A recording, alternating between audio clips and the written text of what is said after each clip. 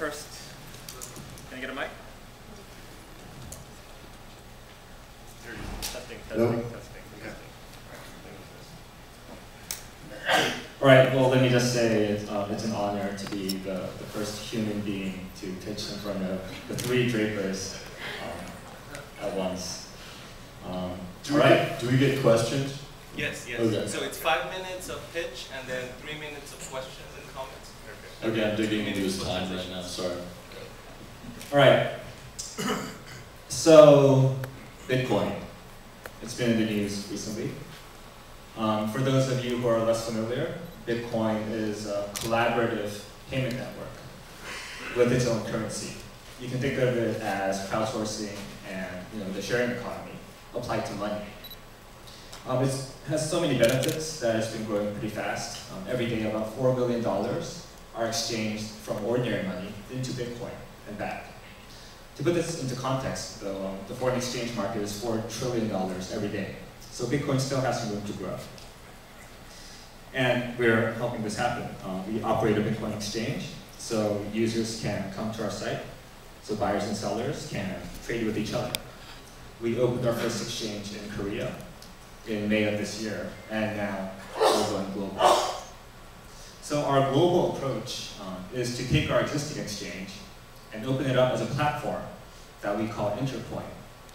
So other companies can open a white label exchange on top of our software. So it's free to set up as long as the company has the necessary licenses in their country, and we operate on a revenue share basis.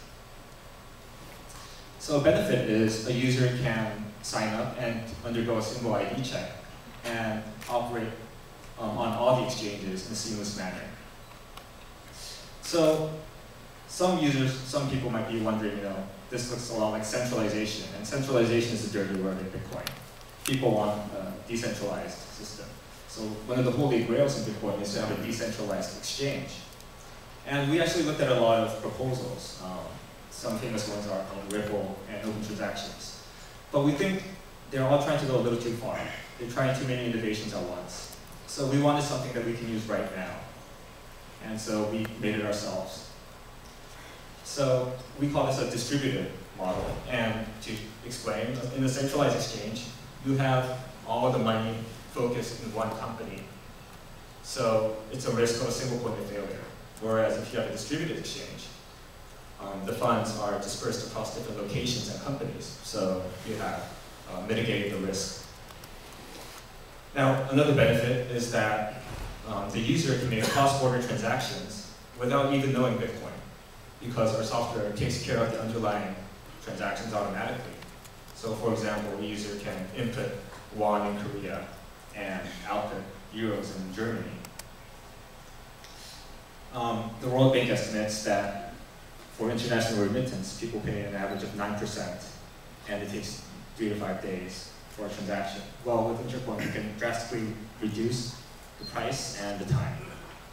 And international remittance is a $500 billion market. So how are we doing so far? As I said, we started in Korea. Korea is a tech-savvy population. They were pioneers in virtual economies. But in terms of Bitcoin, software downloads, it's been 60th in the world. Well, we're starting to change that. So we launched in May, and Korea's been rising pretty fast through the ranks. And we're growing pretty fast as well. We're growing by about 60% every month. And Bitcoin businesses face a different set of risks from ordinary businesses.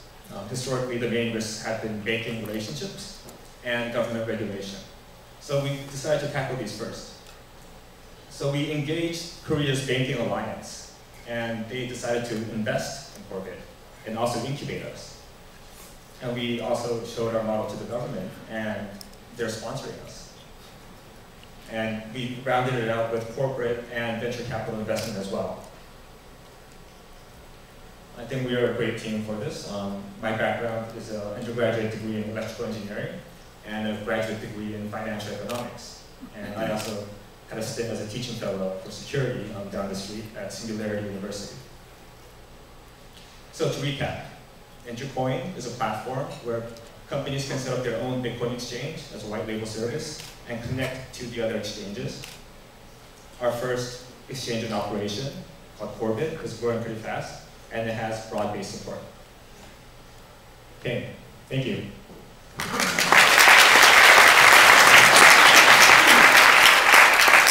So, how much has been exchanged so far?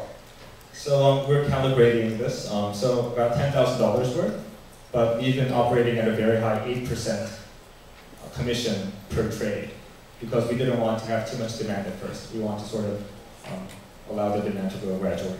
And why is it that you can go by distributing it and having it go from Korean money into Bitcoin and then back into US money? Why is that cheaper than just going from Korea to the US? Okay, so Bitcoin can cross borders pretty much for free and instantly. Whereas if you do normal banking transactions, banks have to have the whole system in place. You have the whole security of moving money. So that's the main reason. So I've seen basically every Bitcoin company, and I like almost everything about what you're doing because A, you have the banking relationship, which every single Bitcoin company is suffering from, which so well done. That's awesome. And the government sponsorship, so going to exist. That's great. Why decentralized? Okay. So I actually am against it. I think the winner in this space is going to be a centralized exchange. I just want to know why you think decentralized is the way to go. Okay, so to explain, so there are centralized systems, and then, as you said, decentralized, Yeah. which I think is Ripple and open transactions. Yeah. But we're trying to strike a middle ground, which is distributed, we're calling it. Yeah. And so my issue is a quality issue. Quality control of the exchanges that are being Right. run internationally.